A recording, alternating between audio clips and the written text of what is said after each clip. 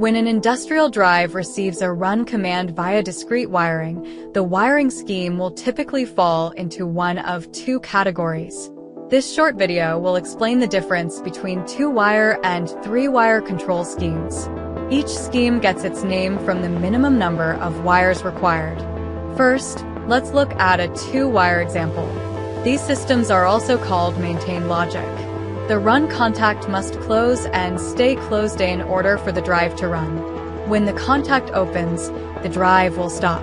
If a PLC is used to control the drive, this is often the control method that will be used. 3-wire systems are also called momentary logic. In this scheme, push buttons are typically used by the operators. The start push button must be temporarily pressed to start the drive. When the start push button is released, the drive will continue to run. When the stop push button is momentarily pressed, the drive will stop. The majority of Keratron's drives can be set up to use either scheme. Please don't hesitate to contact us if you need any assistance or have any questions regarding this or any other issue. Thanks for watching.